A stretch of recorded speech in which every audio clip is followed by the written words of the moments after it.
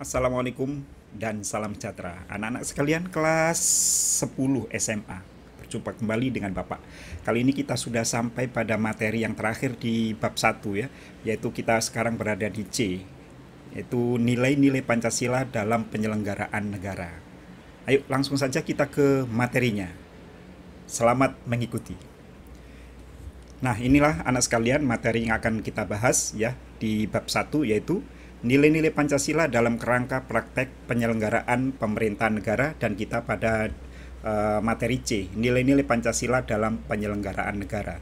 Jadi intinya di materi ini kita akan belajar bagaimana nilai-nilai Pancasila baik sebagai dasar negara maupun sebagai ideologi, sebagai pandangan hidup itu diterapkan di dalam penyelenggaraan negara. Siapa yang menyelenggarakan negara? Tentu saja yang dimaksud di sini adalah pemerintah. Pemerintah bisa dalam arti sempit. Pemerintah dalam arti sempit adalah presiden, wakil presiden, dan menteri-menteri. Kalau di daerah ada gubernur, ada bupati.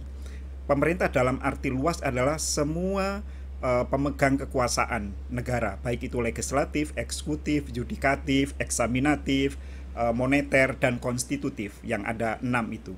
Semuanya dalam menyelenggarakan negara harus mengikuti, harus melaksanakan nilai-nilai Pancasila di dalam kegiatannya sehari-hari. Yuk kita ke materinya. Yang pertama adalah sistem nilai. Sistem nilai adalah konsep atau gagasan yang menyeluruh mengenai sesuatu yang hidup dalam pikiran seseorang atau sebagian besar anggota masyarakat tentang apa yang dipandang baik. Pancasila sebagai nilai mengandung serangkaian, yaitu ketuhanan, kemanusiaan, persatuan, kerakyatan, dan keadilan. Tentu yang dimaksud di sini adalah nilai dasar anak sekalian ya. Di materi yang pertama Bapak sudah jelaskan nilai-nilai Pancasila itu sebenarnya ada 3. Dikelompokkan ketiga dulu. Ada nilai dasar, nilai instrumental, dan nilai praksis. Nah, yang dimaksud di sini ketuhanan, kemanusiaan, persatuan, kerakyatan, dan keadilan ini adalah nilai dasar. Kelima nilai tersebut merupakan satu kesatuan yang utuh, tidak terpisahkan, mengacu kepada tujuan yang satu. Pancasila sebagai satu sistem nilai termasuk ke dalam nilai moral, nilai kebaikan, dan merupakan nilai-nilai dasar yang bersifat abstrak. Jadi anak sekalian, nilai-nilai dasar yang ada 5 tadi adalah merupakan nilai-nilai yang menjadi satu kesatuan yang bulat dan utuh, tidak dapat dipisahkan. Bahwa melaksanakan nilai sila ke-1 itu tidak bisa terlepas dari sila ke-2, 3, 4, 5. Melaksanakan nilai Pancasila yang kelima itu tidak boleh terlepas dari sila ke-1, ke-2, ke-3, dan ke-4. Nah, jadi kalau mau melaksanakan persatuan Indonesia, maka jangan melupakan bahwa persatuan yang dilandasi oleh ketuhanan dan kemanusiaan. Kalau mau melaksanakan sila ke-4, kerakyatan atau demokrasi, jangan melupakan ketuhanan, kemanusiaan, persatuan, dan keadilan sosial. Begitu seterusnya. Kita lanjutkan. Implementasinya atau perwujudannya, prakteknya bagaimana? Pancasila yang termuat dalam pembukaan Undang-Undang Dasar 45 merupakan landasan bangsa Indonesia yang mengandung 3 tata nilai utama, yaitu dimensi spiritual, dimensi kultural, dan dimensi institusional. Kita lanjutkan ya, masing-masing dimensi. Yang pertama adalah dimensi spiritual. Dalam Pancasila tergambar dalam sila ketuhanan yang Maha Esa. Hal ini berarti bahwa dalam praktek penyelenggaraan pemerintahan tidak boleh meninggalkan prinsip keimanan dan ketakwaan kepada Tuhan yang Maha Esa. Jadi anak sekalian, semua penyelenggara negara ya, baik itu eksekutif, legislatif, yudikatif, eksaminatif, dan yang lain-lain itu di dalam menyelenggarakan negara tidak boleh melupakan aspek spiritual, terutama adalah sila ke-1 ya. Sila ke-1 ini sila yang paling tinggi kedudukannya. Bahkan ada yang mengatakan jika melaksanakan sila ke-1 ini, itu artinya sudah melaksanakan sila-sila yang lain. Karena sila-sila yang lain itu, sila kedua, ketiga, keempat, dan kelima, itu juga diajarkan di dalam sila ke-1. Dalam hal ini adalah diajarkan oleh agama ya, ajaran agama masing-masing. Nilai ini menunjukkan adanya pengakuan bahwa manusia, terutama penyelenggara negara, memiliki keterpautan hubungan dengan Sang Pencipta. Artinya, di dalam menjalankan tugas sebagai penyelenggara negara, tidak hanya dituntut patuh terhadap peraturan berkaitan tugasnya, tetapi juga harus dilandasi oleh satu pertanggungjawaban kelak kepada Tuhan di dalam pelaksanaan tugasnya. Jadi setiap penyelenggara negara harus beriman dan bertakwa dan menyelenggarakan dan melaksanakan ajaran-ajaran agamanya, anak sekalian. Misalnya jujur, ya, berbudi pekerti, dan lain sebagainya. Maknanya orang yang penyelenggara negara yang melaksanakan sila ke-1 harusnya tidak melakukan tindakan korupsi, tidak melakukan tindakan kesewenang-wenangan, tidak melakukan pungutan liar atau pungli dan lain sebagainya. Kita lanjutkan, dimensi kultural. Dimensi kultural mengandung makna bahwa Pancasila merupakan landasan falsafah negara, pandangan hidup negara, dan sebagai dasar negara.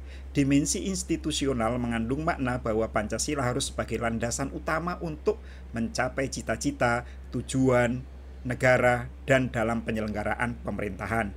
Anak sekalian, kita tahu bahwa Pancasila, bahwa cita-cita negara Indonesia yang tercantum di dalam alinea kedua, yaitu merdeka, bersatu, berdaulat, adil, dan makmur. Juga tujuan negara yang ada 4, melindungi segenap bangsa Indonesia dan seluruh tumpah darah Indonesia, memajukan kesejahteraan umum, mencerdaskan kehidupan bangsa, dan ikut melaksanakan ketertiban dunia. Dalam mencapai cita-cita dan tujuan itu harus berdasarkan Pancasila. Dan karena karakter bangsa Indonesia ini adalah Pancasila, maka cita-cita dan tujuan itu akan mudah tercapai kalau rakyat Indonesia seluruhnya, terutama penyelenggara negara, melaksanakan nilai-nilai Pancasila dengan baik, terutama Pancasila sila ke-1. Ya, nah, kita lanjutkan. Penerapannya, sila kemanusiaan yang adil dan beradab, sila persatuan Indonesia, sila kerakyatan yang dipimpin oleh hikmat kebijaksanaan dalam permusyawaratan perwakilan merupakan gambaran bagaimana dimensi kultural dan institusional harus dijalankan.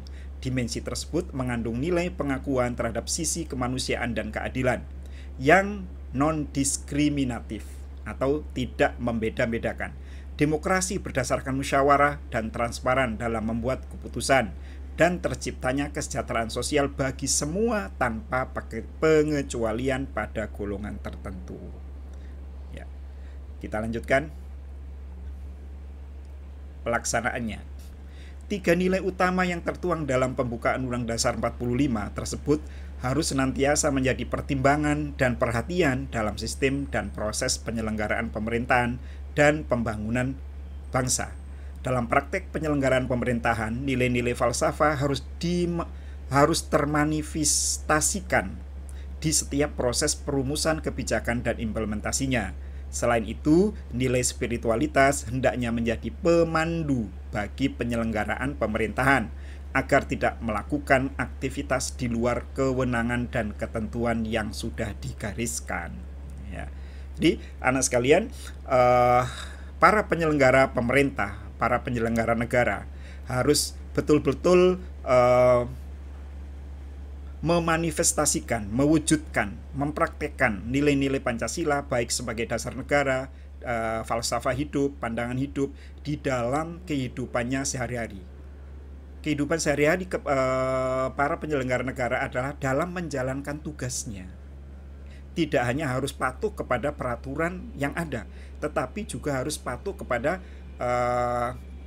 ketentuan-ketentuan yang digariskan oleh ajaran agamanya masing-masing, seperti yang diatur di dalam dimensi spiritual tadi.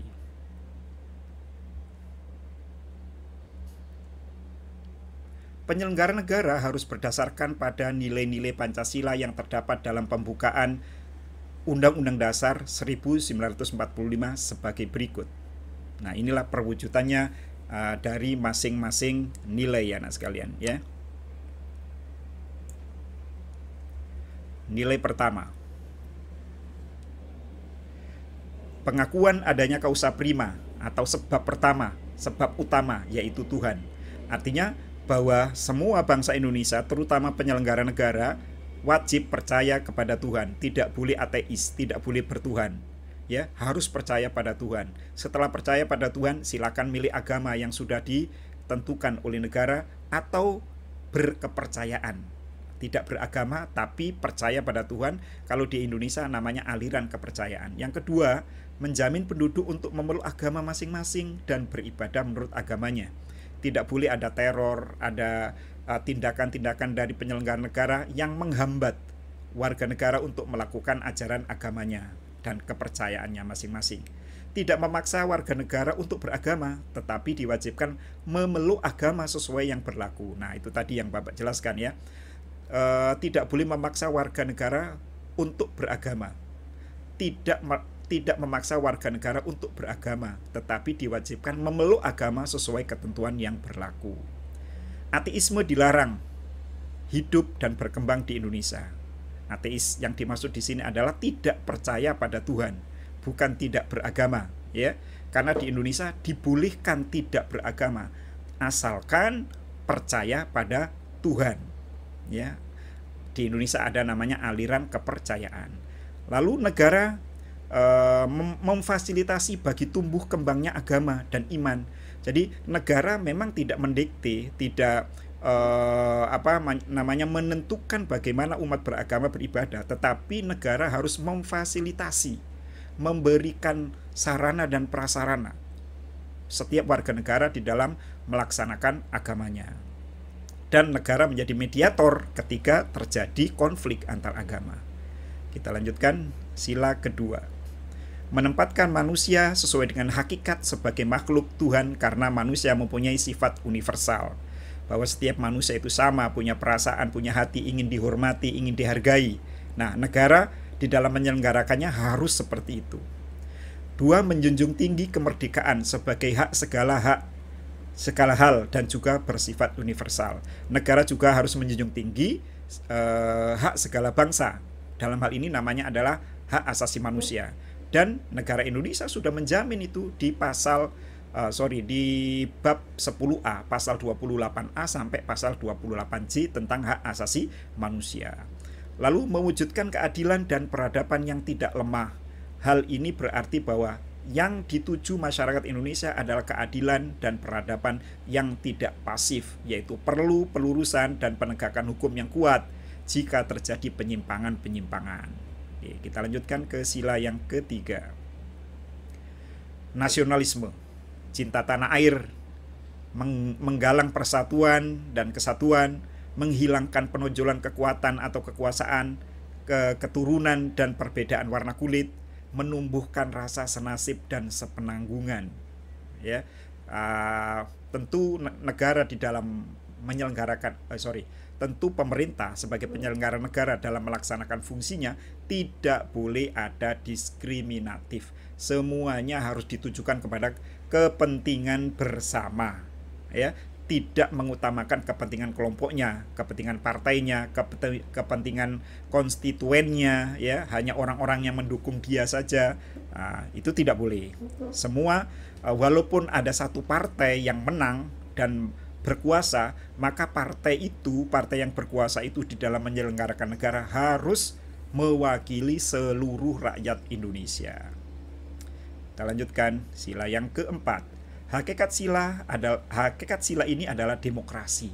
Demokrasi dalam arti umum menurut Abraham Lincoln, yaitu pemerintahan dari rakyat, oleh rakyat, dan untuk rakyat. Lalu kemudian mengutamakan musyawarah mufakat, ya, di dalam menentukan kebijakan. Ya, ini menjadi ciri khas dari demokrasi Pancasila, yaitu musyawarah mufakat. Musyawarah mufakat itu artinya semua peserta rapat menyetujui apa yang diputuskan. Dalam melakukan putusan diperlukan kejujuran bersama. Ya, yang keempat, perbedaan secara umum demokrasi di negara barat dan negara Indonesia yaitu terletak pada permusyawaratan rakyat. Nah, itu ya. Itu perbedaan antara demokrasi di barat sama di Indonesia. Indonesia mengutamakan permusyawaratan rakyat, ya. Tidak mengutamakan pada kepentingan individu. Dan sila yang terakhir yaitu keadilan sosial, sila kelima. 1. Kemakmuran yang merata bagi seluruh rakyat dalam arti dinamis dan berkelanjutan. Ya, selama ini selama ini kemakmuran kurang merata, hanya dinikmati oleh daerah-daerah di Pulau Jawa saja. Nah, dalam ke depan harus berusaha, harus diusahakan, sifatnya harus bahwa seluruh masyarakat Indonesia dari Sabang sampai Merauke harus merasakan kemakmuran dari pembangunan yang merata. Seluruh kekayaan alam dan sebagainya dipergunakan bagi kebahagiaan bersama menurut potensi masing-masing. Melindungi yang lemah agar kelompok warga masyarakat dapat bekerja sesuai dengan bidangnya. Nah, ini anak sekalian, jangan sampai ada diskriminasi ya, apa yang berlaku sekarang di Indonesia, katanya mencari pekerjaan misalnya di Indonesia itu susah kalau nggak punya orang dalam ya. Lalu kemudian pembangunan masih terkonsentrasi di daerah-daerah Jawa dan daerah sebagian luar Jawa. Nah, ini harus diusahakan keseimbangan antara Jawa, luar Jawa, ya, dan lain sebagainya. Pembangunan harus merata dari Sabang sampai Merauke, sehingga seluruh rakyat Indonesia merasakan hasil pembangunan. Oke, demikian anak sekalian, pembahasan kita pada kali ini, nilai-nilai Pancasila dalam penyelenggaraan negara. Terima kasih atas perhatiannya. Assalamualaikum dan salam sejahtera.